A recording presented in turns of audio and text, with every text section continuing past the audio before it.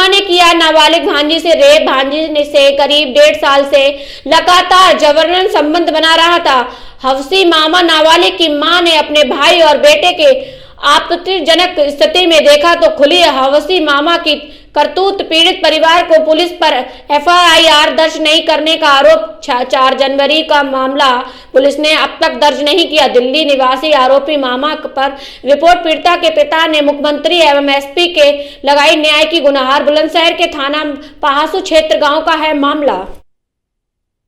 जब मेरे पापा और मेरी मम्मी की हो गई थी ना लड़ाई, तो हम ना 1.5 साल पहले मेरी मम्मी दिल्ली चले गई थी अपने पीआर, और वहाँ मेरे नानी और मेरे मामा रहते थे। तो वहाँ ना मेरे मामा ने मेरे साथ कई बार बलात्कार कर रहे थे, और मैंने मना करा तो वो मुझे पीटते थे, मारते थे। मेरे भाई और मेरे पापा की मारने की धमकी दे रहे थे, क्या तेरे भाई और पापा को मार दूंगा। इसके डर के मारे फिर उन्होंने मेरे साथ बलात्कार कर लिया। और जब जून में मेरी स्कूल की छुट्टी लगी तो वो यहाँ आए, यहाँ भी उन्होंने मेरे साथ बलात्कार करा, पीटी, मारी और यही धमकी दी कि तेरे पापा मम्मी को मार दूंगा।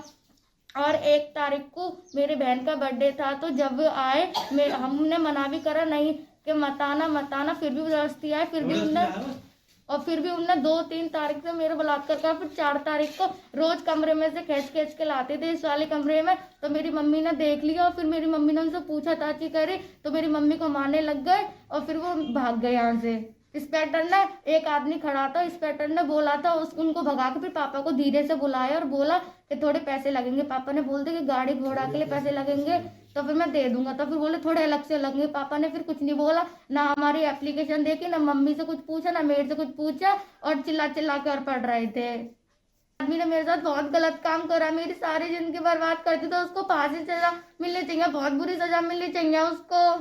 मामला साहब ये है, 4 तारीख की रात को 1-1:30 बजे मेरी घरवाली ने मुझको फ़ोन किया। मैं हरिद्वार था हैवल्स कंपनी पे गाड़ी लेके, मैं ट्रक ड्राइवर हूँ। उस घरवाली ने बताया मेरा साल आया हुआ था 1 जनवरी को यहाँ, और वो यहाँ रह रहा था। मेरी घरवाली ने बताया कि ये ऐसे ऐसे। मेरी घरवाली ने इन्हें आपत्तिजनक स्थिति में पकड़ लिया, मेरी लड़की को और मेरे साले को।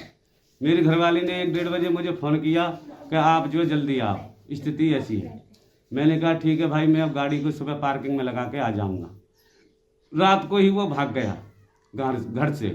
मैं सुबह आया, मैंने अपनी लड़की से जब जानकारी ली तो मेरी लड़की ने बताया कि पापा मेरे साथ तो 1-1.5 साल से हो रहा है, जब हम दिल्ली गए थे, और फिर गांव में भी आके यहाँ बनेल में भी उसने मेरे साथ बलात्कार किया कई बार। फिर मैं तहरीर लेके गया थाने में। एसओ साहब ने मेरी ना तहरीर पढ़ी, ना मेरी घरवाली से पूछा, ना मेरी बच्ची से कुछ पूछा। सिर्फ उन्होंने उल्ली तरफ इशारा करके कि इधर आओ। मैंने हाँ क्या चाहते क्या, मैंने कुछ सजा दो साहब। बोले खर्चा लगेगा। मैंने साहब जो गाड़ी से आने जाने का खर्चा होगा उसे जो पकड़ के लाओगे उसको मैं बहन कर सकता हूँ।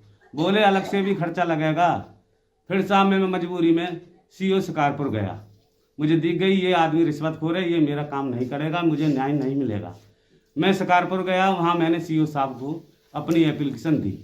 सीओ साहब ने पहासू से दरोगा पहुंचे हुए थे रमेश उपाध्याय, उनके हाथ में वो एप्लीकेशन थमा दी कि भाई इसमें रिपोर्ट लगा। ये मामला ऐसा।